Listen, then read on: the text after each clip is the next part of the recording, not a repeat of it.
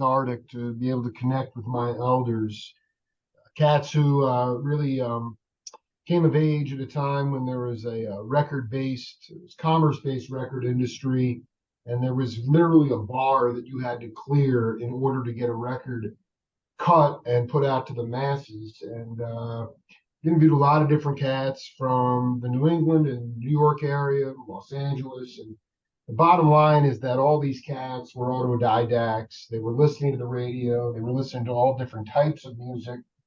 And in many cases, that's how they found their own individual voice, that we weren't saturated with visual material, and quite frankly, mediocre material. The music was so good, even the music of his parents' generation and my parents' generation.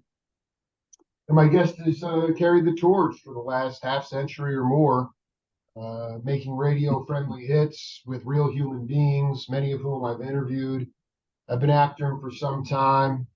Jesse, Colin, Young, welcome to the Jake Feinberg Show. Oh, my pleasure, Jake. It's good to be here. It's great to have you, man. Can you talk about the first time that you went to the original Birdland? I don't remember going to Birdland. Okay, I know you were a Queens cat, and Al Cooper stumbled in there with Horace Silver was there, and I know, I know you weren't, No. channeling Ella or Joe Williams, but I'm just like, I'm just feeling that Jesse Colin Young must have. So what was your exposure to the jazz life, so to speak? When I was in Queens, my exposure was to the opera for operettas and to the ballet. My mother loved to dance to big band music, but she never thought to take me. I don't know what was happening in those days. She never took me to a concert, but that probably would have been late at night or something. I don't know. I was just, and when I was 10, then we moved out to further out on the island to Garden City, and I was still 10 years old. The most exciting thing yeah, you were too young was that Alan Freed came on the radio, and doo-wop entered my life and changed it forever. And then I discovered, maybe a little later, I discovered Symphony Sid, and down on the other end of the dial, and between the two of those,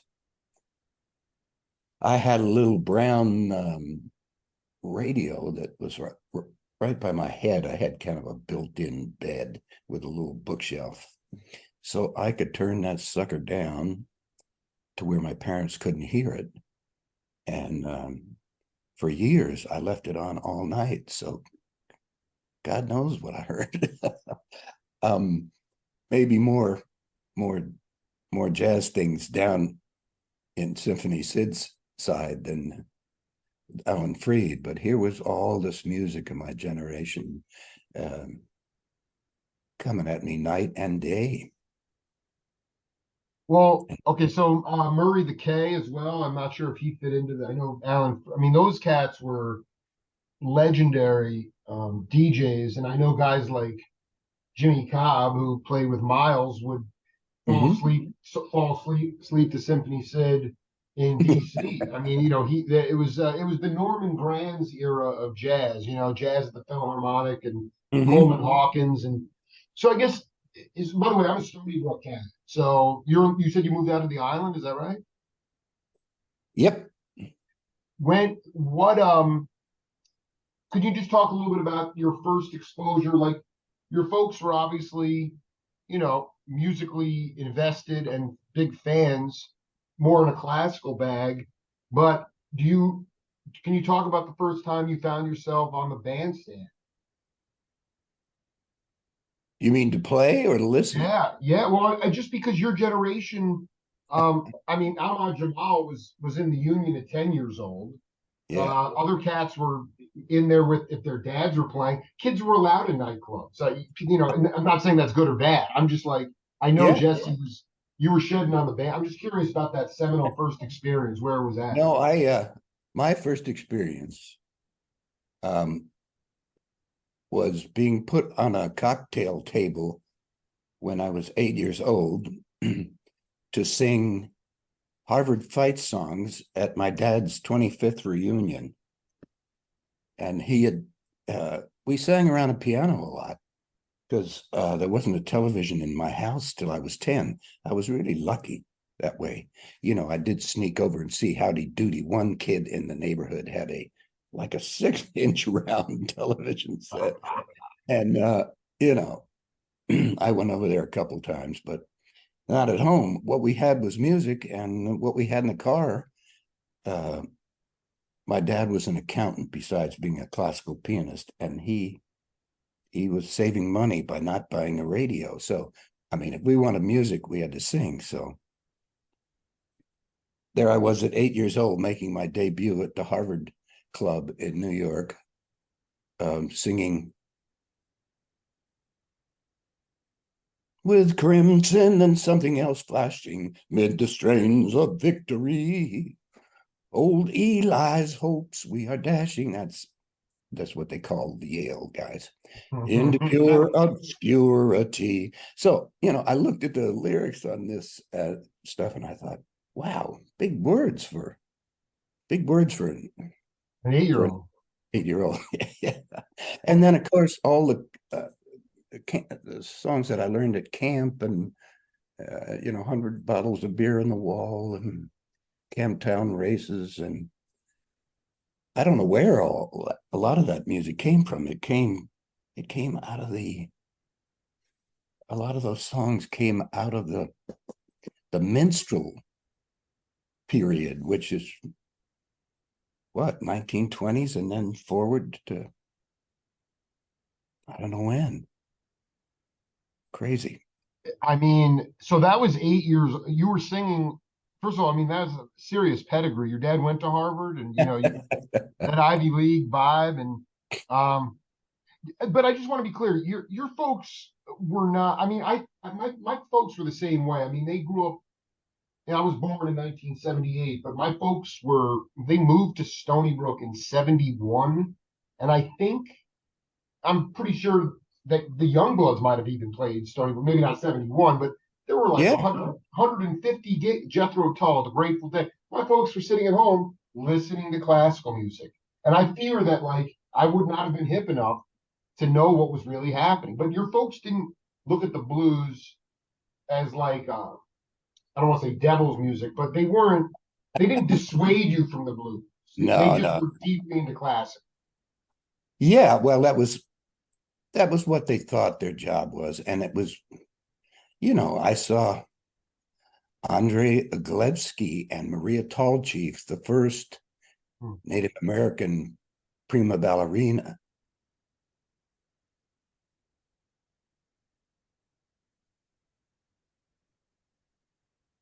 Yeah, and that would become important to me in my life. Can you I explain the hadn't seen significance? any Native Americans. Uh, it was amazing. And of course, right about that age, this record player showed up in my bedroom, which I shared with my sister, who was 4 years older, in Queens anyway. Yeah, until I was 10. Yeah, we shared a bedroom, and the record player just kind of showed up, Hmm. and there was Glenn Miller, Jersey Bounce, and Hmm. In the Mood, Hmm. and there was Enrico Caruso singing some aria that made the hair stand up on the back of my neck. And a guy named Sir Harry Lauder, who was singing, who was an honored Scottish folk singer, singing "Coming Through the Rye," and there was this little red kind of EP that came with the record player, which had Tex Ritter playing things like Rye Whiskey.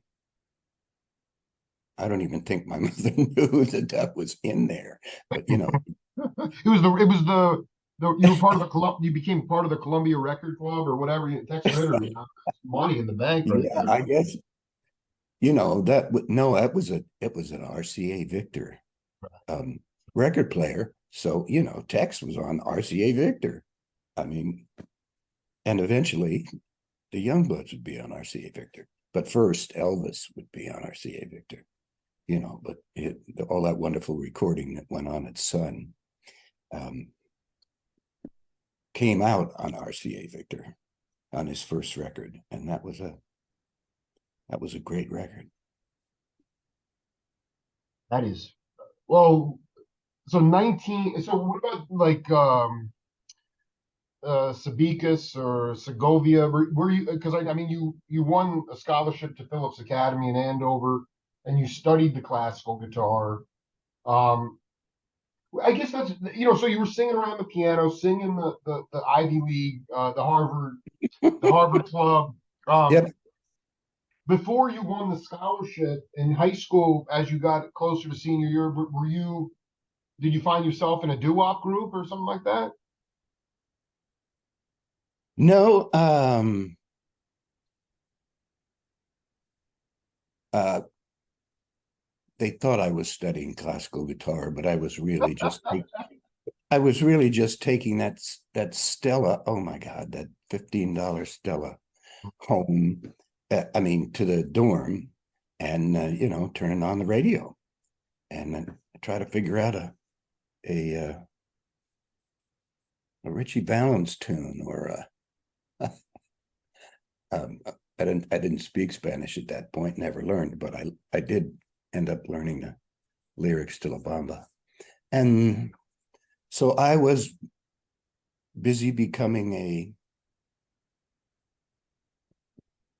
songwriter. I think I started writing that first year because the monastic life at Phillips Andover of a boys' school. The Manas, I love that line, man. That's true. I dig. Uh, yeah, it leaves a lot of yearnings churning around in you. And and I was looking for some way to blow this steam off, and it wasn't going to be with girls because they were way down the road somewhere, and we hardly saw them. So yeah, music was there, and I wrote my first song to my girlfriend Dottie, I think. But the You were lyrics are gone. And you were eventually. I'm assuming you got um um kicked out for going into the girls' side, the co-eds. I mean, eventually they were just like, you know, yeah, it no, became too monastic for Jesse Cohen. yeah, yeah, it was already. I had I'd had my first lover before I went there, and so that made it even more difficult. Um, for me, you know, but at the same time, I'm listening to Johnny Smith. Oh, You know, I bought a Johnny Smith album because there was a guitar on it. I didn't know anything about jazz, and I'm listening to this beautiful singer, a female jazz singer. I'm trying to think of her name. what was it, Ella? No, um,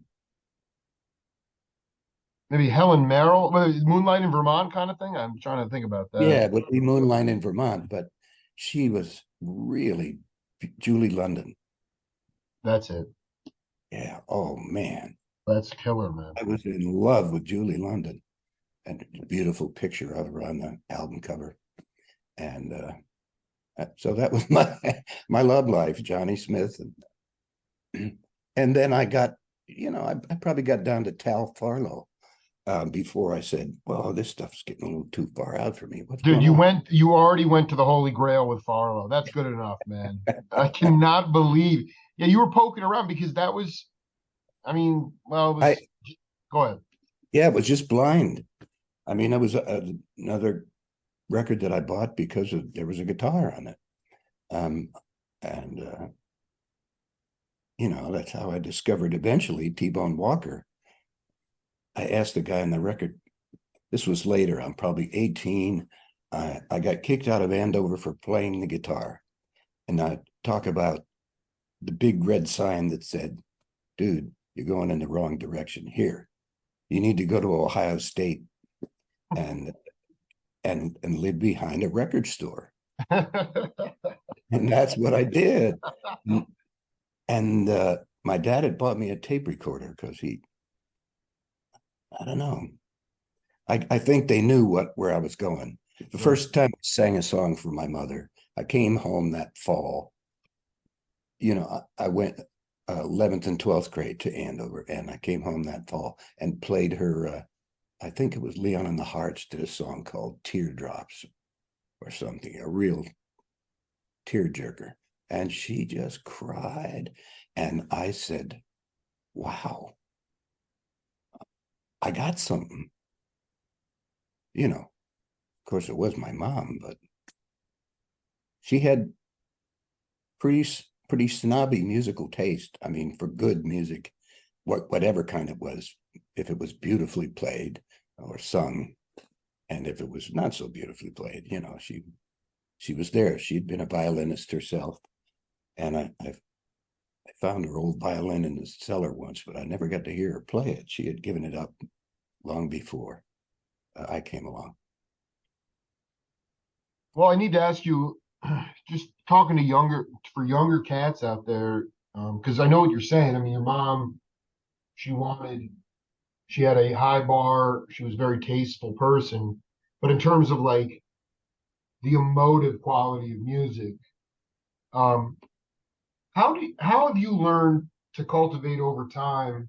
Obviously, you've been doing this for a long time. A lot of your songs, even on your solo records, um, are very emotive Mm-hmm. and are emotional. You know, a lot of people would say with Jake Feinberg, I have a gift of getting inside the musician's head, being able to pull out stories they've never talked about before. Mm-hmm. But I'm not going to say there's any kind of real logic to it. But in terms of being able to get inside the soul of the audience, um, how have you cultivated? How did you cultivate that early on? To me, that's what we're talking about is authenticity. And whether you're playing acoustic music, folk music, electric, country rock, whatever, can you just talk about how not that you stayed away from the beauty and the perfection and the riffology and that stuff, but ultimately burning and getting people to really feel the music. Well, I don't think I had any choice really. They just you put out your first record, which I made in four hours one night. A man named Bobby Scott loved my loved my. He said, "You are so ignorant. I I You're love perfect. it." You're He's perfect. Yeah. Yeah. I mean, he was an incredible jazz composer. If you go back and dig up Bobby Scott's records, man, what a player, what a composer. He was composing for those big bands, I mean, can you hit me to some of? No, he was writing trio and Oh my usually God. two and quintet stuff, but very modern but not weird. Totally. you know, I know. Not at that still time, man. Yeah. still melodic, and so that's what he meant. Yeah, and I didn't know anything about music really. I mean, I took a few piano lessons, but no, I had no idea of theory. And I was playing by myself for years. How he knew I was ready to make a record was beyond me because I just mainly had been playing in living rooms and my bedroom and, occasionally at a party or something like that. But I had almost no experience.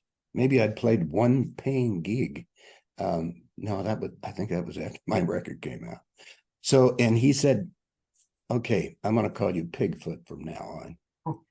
And because you're so ignorant and I really love it. And we have got to make a record before you learn how to play the right way because this is great. This is, you made this up. I love You're it. No, you weren't jaded at that. He saw that you had not gotten uh yeah. jaded. Yeah, you were totally innocent. Yeah, I was totally innocent of form, structure, and of course playing with others. So, I mean, one verse would be 12 bars, and the next verse could be 13 and a half. And the chorus could come and or turn into a half a chorus. I mean, I love I it. was just, yeah, I was in the moment and make, either having learned this stuff, but I'm still, if it's an old folk song, I'm still making up an arrangement and just chucking it together in the way I hear it. And of course, Elvis was there in my head, and all the beautiful doo-wop singers were there. And, um, and jazz was there, and Stan Getz was there, for a while, until I found a sax player um, in the mid 20s and formed the Song for Julie band. I was looking for a tenor player who would play with my voice the way that Stan Getz played with Astrud Gilberto, because I had wandered into a movie called Black Orpheus Absolutely. at Ohio State. And, I guess it was because it was a campus, and the movie theater was right across from the campus. I don't know, there were a lot of yahoos at Ohio State that all they cared about was football.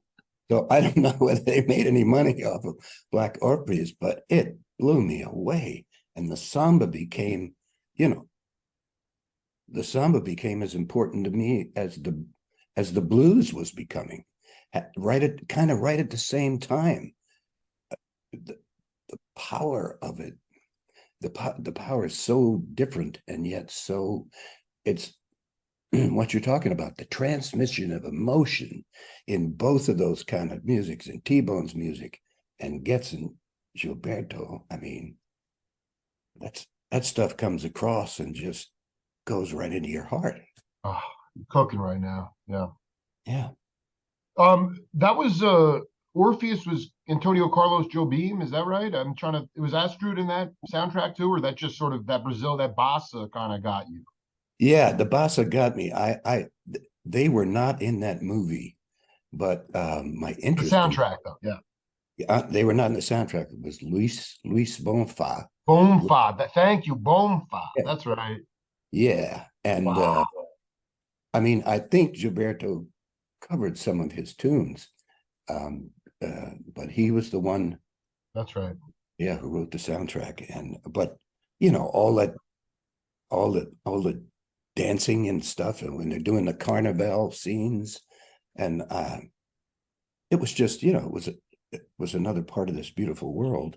But I had no idea this was going on at the same time I'm living my life and behind the record store there.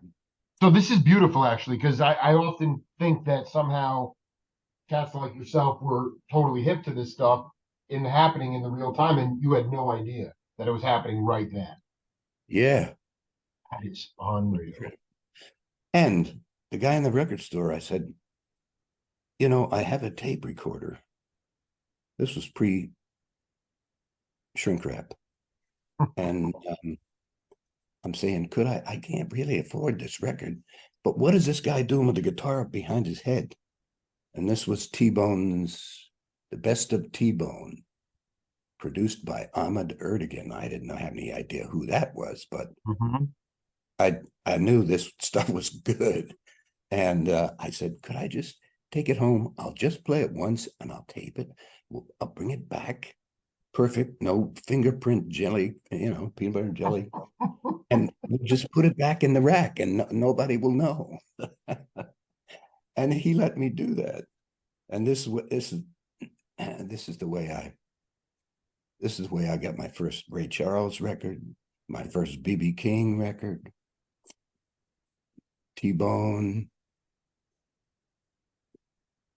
Those are the ones that are most memorable because each of them just talk about emotive performers. T-Bone and the most restrained of all of those kind of. Hmm. But, B.B. King, I heard him say this on the radio himself when he was still, he'd do these little chat things on his station. Sure. And he said, I only played sacred music when I was young until I heard T-Bone Walker. Whoa. So T-Bone, and sometimes when I hear Chuck Berry play, I know that he listened to T-Bone too. It's there in his playing. Undeniable. Totally. Yeah. So You're telling me that at in Ohio State, I want to go back to that. Were you somebody that I mean, this is I don't think the Beatles got on to Ed Sullivan until 64. I mean, everything was still, I mean, in my own ignorant little mind, was in an acoustic bag. I mean, but you were already plugging in at that point? Or you uh just were off on yeah, I that? had probably my first guitars were electric guitars. Wow. Although the first one that was worth owning was a harmony copy of the blonde jazz guitar that Chuck plays. I don't know whether it's a Gibson or an Epiphone, but he used to play and it's a hollow body, but it's not a big fat jazz hollow body. It's like an ES 335 or something. And so this was a harmony copy of that blonde, beautiful wood. And yeah, that was besides the Stella that I learned on, which had action, like an inch and a half. I don't know how I ever played a chord on that thing. It was, I mean, Cipollina, Quicksilver, all those cats, they were playing Dan Electros. I mean, the whole thing was just, I mean, um, I just, okay, so you get to Mhm. New York and is a little So bit yeah, like, go I'm ahead. eight, I'm 18 there I came out of school when I was 17. So I'm 18 when I'm going through this and I'm learning about the blues and samba music. Um, and then for some reason, I dropped out of school after one quarter because I read Jack Kerouac's On the Road, Oh boy. and I Here we thought, go. all I know is the white suburbs. This is where I've spent my life. I need to I need to find out what's going on in the world. So, well, I hitchhiked to Florida. I bought a little motor scooter. Well, I got a job in a Yankee Clipper hotel in Fort Lauderdale, and then had to drive the motor scooter back home. At like 35 miles an hour. This It's was unreal, man. all the way to Pennsylvania in the winter. So No way. yeah, there's a whole chapter I'm writing an autobiography, This and is so beautiful. It wasn't a motorcycle, it was a motor scooter. yeah, yeah, it was $150. That was all I could afford. It doesn't matter. You drove that thing back to the Northeast in the winter. That is Uh, insane, dude. yeah, it was. At the end of the trip, and in the middle of the night, I'm 65 miles from home. Uh, like 6 in the morning, I pull into this diner, and there's nobody in there but me. And the guy behind the counter is a Marine veteran, and he says, "Hey, kid, take off your gloves. Let me look at your hands." And I said, "Yeah, man, they're pretty cold." Um, Hmm. and he said, "You know, my division was cut off in Korea, and we had to hike out to the ocean to get picked up and to retreat and get out of there." And he said, "My sergeant saved my legs by making me jump in a snowbank naked." And he said, I think you might have frostbite.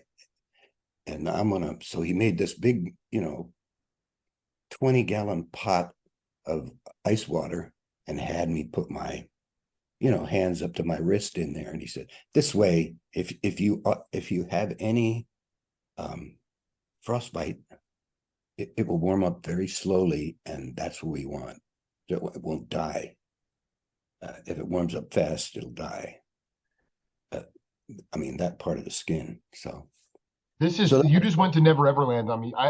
This is you're telling me that his sergeant, in order to cure frostbite, so to speak, he had him jump in a snowbank naked. yeah, because his legs were frozen, not completely that he couldn't walk, but he had frostbite all, not only on his toes, but And so the he's reality is you hit that cold with some other cold and it slowly brings the heat back, not totally quickly, but slowly. right. Yeah. I just Okay, so so that I turned that in at Ohio State when I dropped out again. I took the refund, which is really not mine, it was my father's, and turned it into a Triumph motorcycle, because the same kind that Marlon rode in, the wild ones, I had to have a Triumph. So well, did you ever cross paths with I wrote a book on the interviews I did with the remaining Merry Pranksters. Did you ooh, ever cross paths with Ken Kesey? Or I mean, you talk about Kerouac. Those guys were inspiring. It's just so beautiful to hear you say that that was inspirational to you. So yeah, many of the cats that from that same era, it doesn't matter where they grew up, that put them way outside the lines. And yeah. I know did you ever cross paths with Kesey or or even the Beats even? No, I didn't. I think I came a little too late to San Francisco, and they may have moved on to Portland or You're darn right. They went to Eugene. No, no, you went at the perfect time, by the way. The yeah, Pacific High Recorders. You kidding me? Perfect time to go. Um, no. So here's the thing. I'm just going to throw out some names here. I mean, when I interviewed Ramblin' Jack Elliott, he was talking about racing Range Rovers with Johnny Cash outside the Gaslight Theater. This is like 63, maybe 64.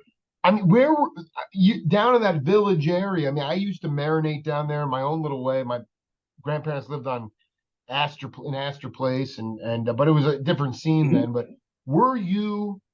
Would you have? Were you kind of a folkie, or were you actually? Because I mean, Reverend Gary Davis was being led around by cats. There was a lot yeah. of like, where did you fit in with that? Because obviously you leaned towards electric blues as well. And this is several years before the Cafe a Go Go. The Youngbloods weren't even formed then. No, they weren't. But I was still going to. I met Lightnin Hopkins in the Hmm. village when I was still Perry Miller, and he called me Perry, and Beauty. uh, yeah, and we became friends, and he needed a process in his hair, and I had a friend who was a black barber and did that kind of stuff, and we had, oh my God, I took Lightning to a motorcycle race. I I was so kind of race blind. Nobody talked in my family any shit about any kind of racial stuff, nasty stuff. I never heard any of that stuff. So I remember the first time when I hitchhiked, I saw a colored bathroom in Virginia, and I thought, what's a colored bathroom? I mean, I had no clue. Wow. That's so I took Light into a motorcycle race Oh in my God. This is legend. in Bucks County, Pennsylvania, and Oh boy. Oh this was boy. this was on a Sunday, and yeah, that it was white people, and there was Lightning, and he figured it was Sunday, so he wore this lovely blue serge suit, and of course nobody else Yeah, and nobody else. But you know, I think he was getting used to being around white people because his audiences were most, you know, the whole folk thing was in the beginning was a lot of white kids You're darn right, man. just mesmerized by this That's right. magical music. So yeah, so I'm there going to NYU when I'm 19 and I meet Lightnin and How'd you meet him, by the way? Was he gigging? Was he playing the I don't Village know. Theater? He was gigging in the village Yeah. and but then he was holding court at wherever, you know, people people put you up at apartments. Nobody was staying in hotels. Sure. Somebody was putting him up in their apartment on the Lower East Side. And we would go over there and listen. And I met this one kid who's got a bandolero of harmonicas. I'm thinking, whoa, you know, like a belt that goes completely around your body, but full Oh, of I harmonicas. love it. Yeah, I love this. John Sebastian. That was our Wow. first meeting. Yeah. And Wow. he was so we would just all go there and Lightning would play, you know, would drink gin and very, very carefully. And I never saw him drunk and and play. And he was, you know, so you know, the Love and Spoonful was there, the Youngbloods were there. I mean, the beginnings of this, we were there, you know, bringing it home um, and making a home in the blues. Yeah, that was really exciting. So that's kind of I just want to be clear. Did any did she anything go down handed at that racetrack? Did anything go down there? no, Yeah. everybody behaved Nobody. themselves. Yeah. And I just and you know, Lightning, he seemed fine. And yeah, he seemed fine. It was only later that I looked back on it and thought, what a crazy thing to do. And yet, I don't know, Lightning was up for it. So it was only maybe an hour and a half in the car. I wonder whose car we used. I'm getting this like I'm getting this flash. I'm trying to remember who told me. I think it was Banana or somebody else, but were Mhm. you did you actually at some point were you down in Alphabet City? Were the Youngbloods down there? I was down there. You were down because there was Yeah. like that was the most I cannot even believe the melting pot of music that was going on down there. It Yeah. was I think Larry Coryell was down there. I mean, it was insane. Right. He was. Yeah. He told me later once that he said, oh, yeah, you lived on C too. And, yeah, 13th Street. And I lived all over the alphabet, you know. I lived across from the 5 spot for a while. But Oh my! Wait, were you going to tell me that? So you didn't go to the original Birdland? Were you going to see Monk? Did you go stumble in to see Thelonious or anything? nah, man, I couldn't afford the 5 spot. I mean, I think it was a $15 cover or something like that. Jeez, that's expensive for that time. But Oh my I did see, I mean, right out my window, who is the genius piano player who is somewhat crazy or does There's quite a crazy. few. Let me think. Black Cat or who are we talking Yeah, about? Black Kid. Uh, it'll Somebody def. Yeah, in Miles's uh, orbit or that, you know, up there at the top. The great writer. Um, it's like Red Garland or Wynton Kelly or I mean, wasn't like Herbie or anything like that. no, no. So who goes back further than that? Who writes songs that are a little out there but amazing? I feel terrible that I'm not able to pull through on this. Um, That's okay. We'll think of it at some point. Absolutely. No, this is so um but you where were at that point you did you wind up having like I'm talking before Soul the City Boy, Yeah. where were like were you still just playing house parties? I mean, or were you playing club dates and um, were you playing solo or was it more in a trio for like, I'm just curious about that amalgamation of that time, just because, I mean, you had Bill Evans with, there's these seminal recordings from the Vanguard from '61. I mean, you Mhm. can't beat jazz at that time. Birth of the Cool. Oh, was it Gil Evans? No, he's white. Right. It's like, I mean, it was just percolating. And then you had He wears a funny little hat. Thelonious Monk. Yes.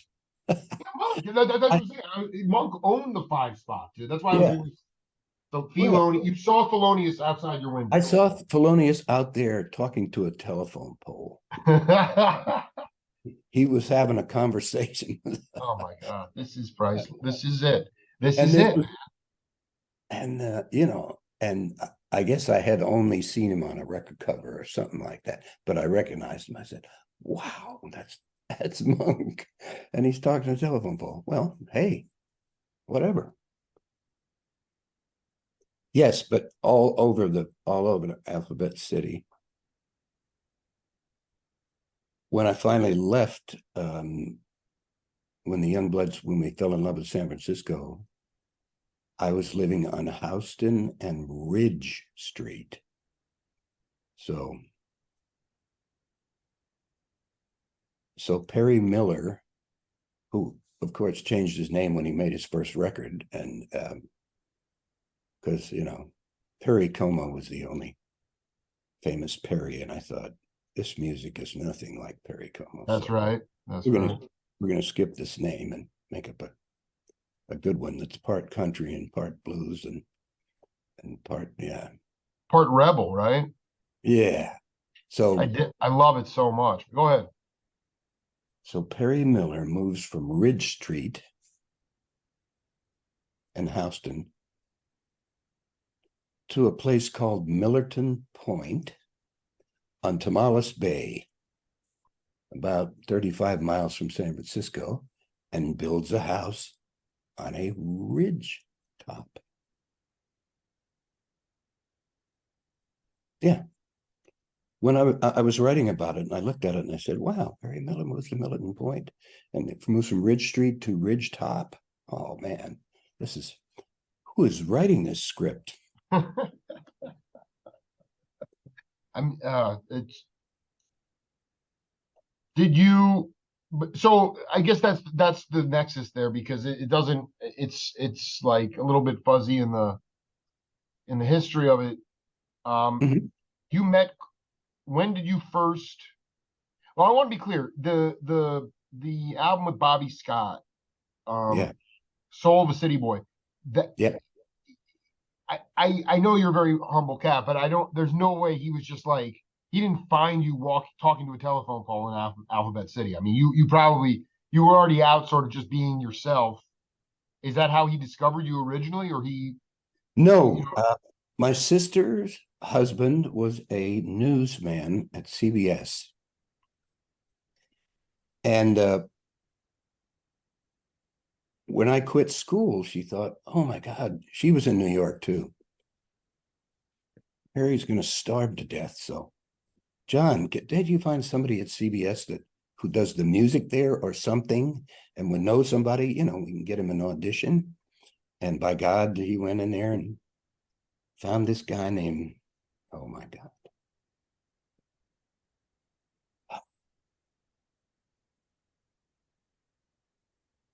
Yeah, this is a bad time of day. I should remember to take those Don't, yeah, mushrooms. yeah. I'm gonna look it up for you. Don't worry about it. You're talking Yeah, about some guy at CBS. Was it? Wait, no. Wait, was it? It wasn't like Tom Wilson or anyone like that. no, it. This is at CBS News. He did the Walter Bishop. He was from somewhere in the Caribbean, and he was a songwriter, and he had written songs that Ella recorded and several other No. famous people. Yes, and there but he's got the day job at, you know, probably really steady, good money at CBS. And he could still write at home. So Walter Bishop Jr. became a kind of a relatively famous jazz pianist, his I son. actually have all of his records. That's how obsessed I. That is the So, most, dude. He's my favorite freaking player, by the way. So this was his all right. father. This was his father. His father, yes. Oh, God. So his father, yeah. So there I go into this big black building, and I'm just going in there cold with my guitar, and he said, "Come on, play me a few tunes." He said, "Hey, that's pretty good. You wrote that one?" He said, "You go home and write 5 more tunes, and then I'll get you. I know who would love your stuff." I mean, he knew instantly that he was going to send me to Bobby Scott, and that Bobby Scott would say, "You are so ignorant. I love it." And then when he couldn't get me into Darren owned the company that Bobby Scott worked for, and he was as soon as he heard me and loved me, he wanted me to sing for Darren, and Darren was in and out of there, in and out of there. He got tired of it, and he said one night, "We're going to make a record tomorrow, kid." So I said, "Oh shit, my guitar's in hock." And luckily, I had a friend at NYU who later became the Youngbloods manager. Stuart Cutchins had a Martin, and I borrowed it. And he must have put strings on it. I don't know, because it sounded fine. And yeah, I showed up with my borrowed guitar, and he just said, "Hey, kid, how you doing? Sit over there on that stool and play me everything you know." And 4 hours later, I had a record. He had pulled the songs already. He had, set them up in. I always forget that word. Well, sequence. And he had sequenced. He'd pulled the tunes, sequenced it, and had the guy before we left. The guy cut I'd never seen a demo cut before. One at a time kind of record that he could take in the next day and throw it on Darren's desk. Absolutely, yeah. Get an ear of this.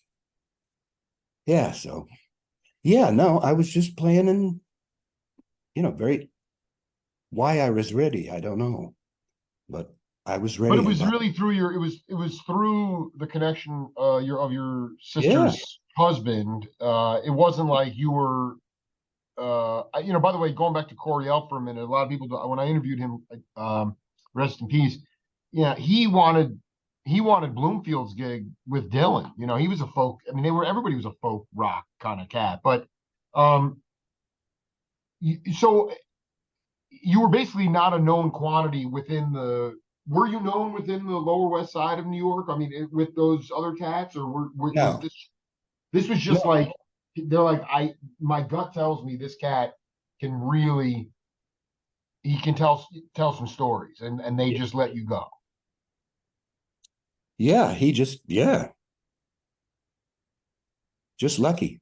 What was the do you remember the first time you heard the like back then just with the radio the way it was set up, did you get airplay from that album? Did any songs get some radio play? Oh yeah, 4 in the morning, went right on the radio in Cambridge, Oh, Massachusetts, on a 50,000 watt pop station. This one guy, Dick Summer, would started playing, sprinkling in folk music at night, because Cambridge was the center of the East Coast folk revolution. It was not the absolutely. village. I mean, there were only about 3 Gerties, places that paid, besides the basket houses. But I was lucky enough. That was another, had a lot of luck in my lifetime. Right about when I was going to school, I met this gal. I decided her father wanted us to get married. I said, "What the hell? I mean, we're living together.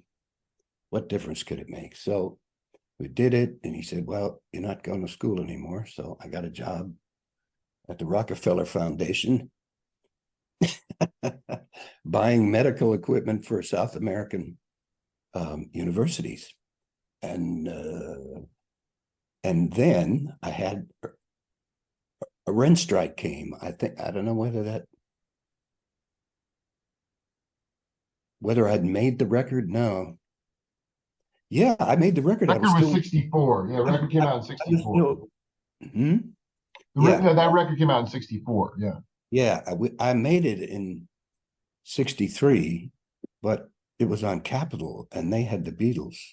So it took a year for it to come out. They just stuck it on a shelf somewhere. And then when things, cooled down after they sold a few 100 million records or whatever it was, they got around to putting it out. And as soon as it was out, and Bobby Scott said to me, man, he said, listen, kid, you don't have an album, you can't work. You have an album, you can work. And boy, that record came out. Capitol took it right to the Club 47. And she said, Betsy Siggins said, well, he's a little bit too much like Elvis for me, but I'll take him. Yeah. I love it, dude. I mean, just for the record, Club 47, Yeah, the Rowan brothers, Queskin Jug Band, Joan right. Baez, Chuck Israels was there. I mean, it was the most. Bill Keith. Ultimately, though, that you and Corbett, they brought you up for some gigs. It was so there was basically you were working the Rockefeller Center, and then what was the gateway for you to get up? Because I think that's where the Youngbloods Oh, formed, was Cambridge. Is that up there? yeah. Well, yeah. Well, after the Rockefeller, what happened was we went on a rent strike All right. in the building. So I quit the Rockefeller and started playing the uh the basket houses. Your father-in-law was all right with Well, that? Sorry. Did you ever cross paths with Wavy Gravy? oh yeah. Okay, this is so beautiful. I just continue, Jet. This is making my day. Go ahead. You went to the back. You started doing the basket houses, which actually, if you played your ass off, you could probably make some decent dough. You know? Hmm. Yeah. So that rent strike went on for 9 months. So I mean, I could live on $10 or $15, which I could make at a basket house. I could eat and feed my wife. I mean, so that's the and have 6 hours to rehearse and practice, and expand my repertoire and listen to records. And so that was a fellow named Caesar Peter was my a tall black guy, just recently come out of the Army, paratroopers, and he had a lovely deep voice and he loved jazz. So he kept pushing me over into, I had to learn some simple jazz tunes for him, which I had never played on the guitar, for him to sing because we were kind of doing a duo. Wow. And so that's what I did and something had happened. Maybe Herb Gart, who was my Youngblood's first manager and mine, he must have seen me at a club or something. I don't remember. How would he discover me before my record? Or maybe it wasn't until after my record. I mean, once you have a record, yeah, managers want you. People give you gigs. It's Right. wonderful. And then I went down and played Gertie's Folk City after Club 47. And one of my pals from fourth grade came down to see me. And I was telling him all about, I saw him after the show and he said, oh, I enjoyed that. It's good. And I said, oh yeah, I got a record deal, man. This is amazing. It's an amazing life. And he looks at me kind of straight pan and says, I make records too. And I'm thinking, Artie, what was Artie's last name? What was Artie's last name? Garfunkel.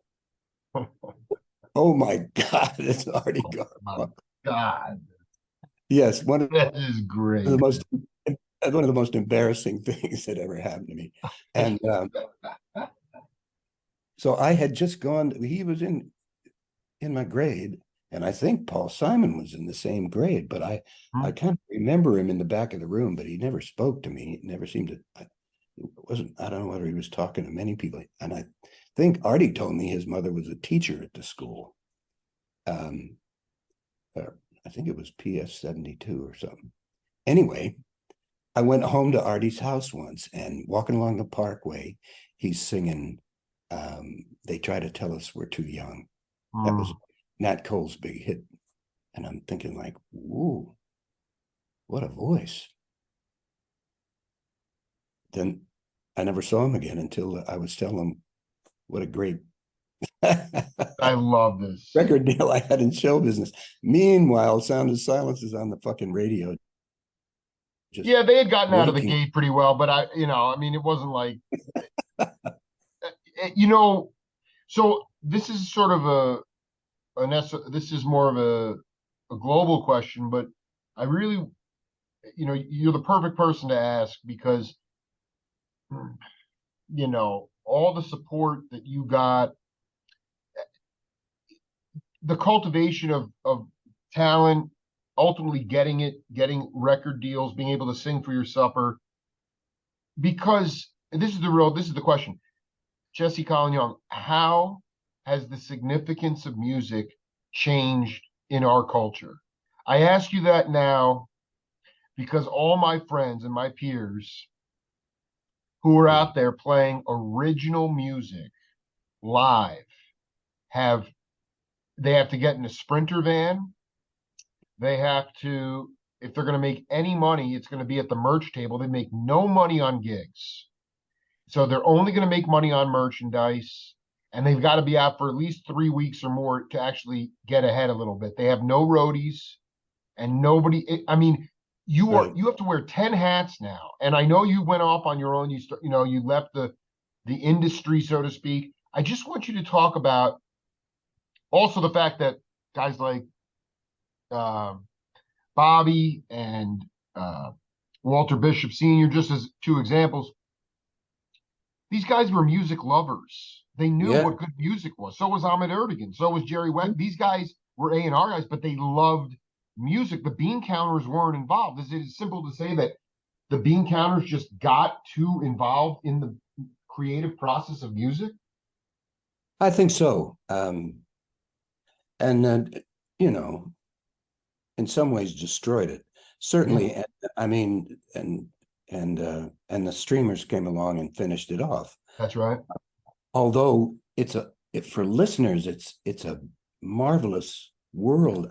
I remember my son 5 years ago. I was playing in a band. He went to Berklee College of Music, and I went to his senior rehearsal, and I said, "Gee,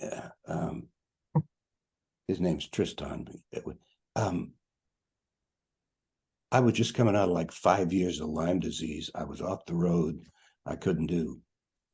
As far as I could travel was from my studio into the music room to do a few videos of tunes. That was about as far as I wanted to get from my home. And You'd be exhausted after that. yeah, Yeah. and so I was coming out of it. I started writing again, and I heard these young people play, and I said, I want a band just like this. It was a band. Luckily, I mean, it had no singers, so I just, I'm listening to it, and I'm putting myself into the band in my Wow. head and saying, Wow. "It's perfect. It's Wow. perfect." So It was just they were playing like instrumental jams and stuff. There was no yeah, vocals. That is so hip, man. I got to talk to Tristan, man. That is unbelievable. So you sort of started to hear your voice in there. yeah, yeah. So I'm trying to remember the reason that I started telling you about. No, I want because we're talking about the significance of music and how it's changed. Oh yeah. Um, I mean, it's horrific. I mean, here's the point: you didn't even finish Ohio State, right? No, No, most cats that went to Berkeley during your time or in this Schofield, they never finished either. The gigs were there was so much money to be made. A music. I guess here's the other question: you can rip on it. The floor is yours. Is a musician still seen as a viable profession in our society, or is music a musician's gift to the world? I'm not saying it's ever been easy. Just saying now, it's just it seems there's a lot of deviousness out there, and there's almost a systemic move to stifle original, creative, spiritual music. Well, I think it's going to take it's her. It's a train wreck, yeah. It's absolutely horrific the way they have. I mean, them getting away with paying these minuscule amounts of money for Royal, yeah, it's horrible. streamers. Yeah, I mean, when I was on Warner Brothers in the 70s, I could sell 300,000 or 400,000 records and make $300,000 or 400,000. I mean, that's where my royalties were at after starting off. An RCA paid us at 1.5% of retail. And then you split that up about 7 ways right. because William Morris is taking a piece and the manager's taking a piece. And I mean, but still, it was a living. I mean, You could go. I mean, the Youngbloods could. Joni Mitchell, Bruce Springsteen. They guys like cats like you could go on tour and lose money, and it didn't matter. The record company could write it off because they were making so much money on your records. yeah. And so that I just want to say, you think it's gonna? We're looking at one generation or two before this. There's a correction, if there's even. No, we need a strike. We need a big strike. And to have a good strike, you've got to have a good union. And I'm a SAG-AFTRA member, but I'm not Yeah, writing any movie, and right. not an active member. But that's just because I was I forget the name of what my original union was. Well, there was the local 802 in New York, but I mean, that Yep, made I was part of 802 802, baby. Yeah. and the other one was radio Radio Registry. television and radio artist. It was called Radio Registry, right? No, no, No. Okay. it's bigger than that. It combined with SAG-AFTRA about Wow. 5 years ago. And Wow. so we need a real progressive union like SAG-AFTRA with hundreds of thousands of members who play music, who are willing to strike and stop recording and stop playing long enough so that it hurts. People miss it. And I mean, it's so wonderful to talk to you, man. You have a very beautiful way of storytelling. I'm just curious about. I just there's like when I know Jim Morrison when I've interviewed Densmore a couple of times, and Jim was like, well, I don't know how to write a song, so we're all going to get credit for this. We're all going to put the Doors. We're all going to share publishing credits. And it was a team thing. Jerry Garcia was like that too.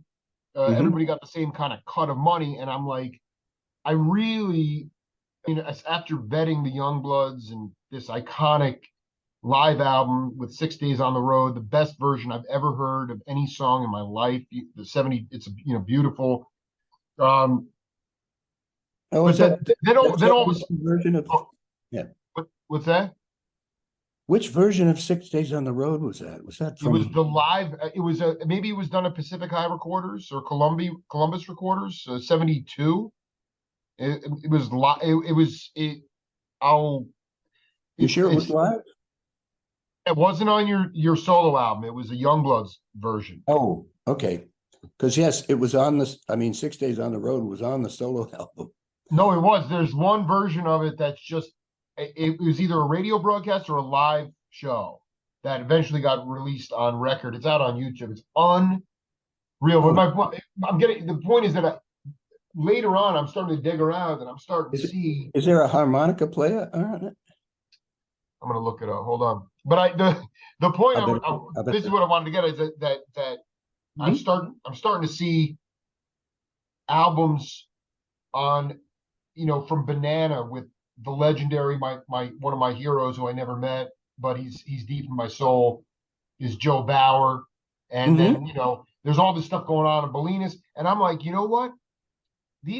I believe, I just want you to talk about being the kind of leader that you were and how you looked at leadership in terms of not just sharing the wealth, because all those guys wound up having, they had bread in their pockets. They were cutting their own records after Yeah. the Youngbloods disbanded. And I'm like, that's because the Jesse, you epitomized the leadership of that time.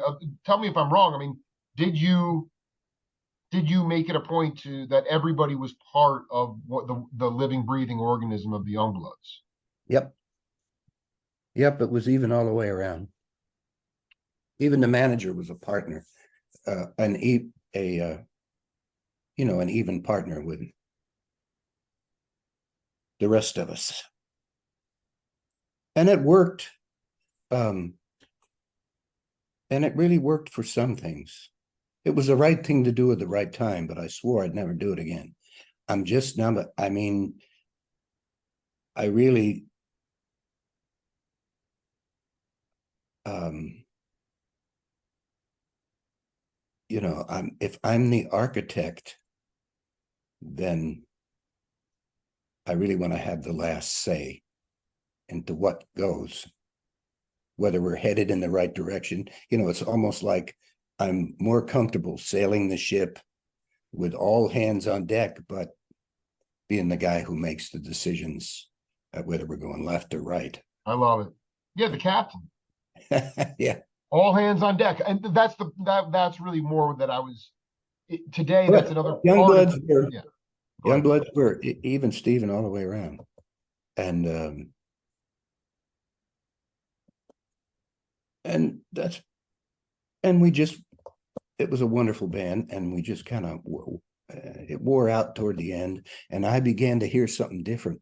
I was when I moved to the Ridgetop, the only station that came in to my FM radio was KJ from San Oh Francisco. my God, this is so great, man.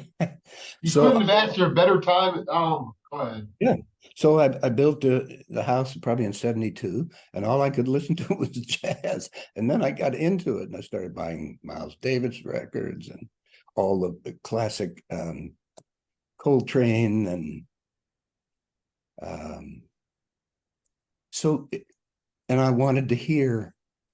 I went back to wanting to hear that saxophone as a second voice, Yes. and I found Jim Rothermel, or actually the guys in my band, my brother-in-law, the keyboard player Scotty Lawrence, um, David Hayes, wonderful bass player. I just am like, I don't even want to rush through this, man. This is so important. Ozzy Allers, man. This is like, Ozzy's a dear friend, man. I mean, this is, Jesse, I was gonna ask you, we just cooked through 70 minutes here. Is it possible that we could do a set two, maybe in a week or two? Yeah, I don't want to shortchange this. I'm no, just reading. that'd Yeah. be great. It's such an, I was gonna say, I just want, before I let you go, this album is called Beautiful, live in San Francisco, 1971. Hmm. Bauer, Michael Caine, Jesse, Banana. Dude, it is burning. It's the most burning. My favorite album. And I don't think it came out for a while. I don't think it was released at the time, but I mean, No, dude, I'm telling you, Chris Robinson from the Black Crowes started a band, and they were playing this version of 6 Days on the Road. It is the funkiest. Before I let you go in set one, this is the final question for you, my brother. Tell me what made Joe Bauer the best. Was he number one, the first track drummer you ever played with? And number two, what made him the best country rock drummer around? that was just his talent. He was really, his experience was jazz. So you had a jazz drummer from Memphis. You had a military brat from Tifton, Georgia. who loved ragtime. That was Corbett. Right. And you have Banana and I, who were both born in New York. He grew up in Santa Rosa in California, and I grew up, mostly in the city, and then went back to the city for college. So, Banana was into Jimmy Reed. I was into all of it, but not, I'd never played. I'd never really played in a band. I mean, I'd played with a couple of guys for, 3 tunes or something like this, but and then all of a sudden I'm the bass player. Well, So that blew my mind that you were like you already had two guitars, so you picked up the bass and started playing, which is just classic. well, we couldn't find one. And we had 3 guitar players, and they were both better. They were both better guitar players than I was as far as um, what I had was feel. And I could, I could set the feel with the bass as well as I could playing rhythm guitar. And so I just, you know, it was a desperate move, but McCartney was doing it. And I looked at him and said, shit, man, it can be done. You can sing lead, play bass. He's doing it. And it sounds great. So why not?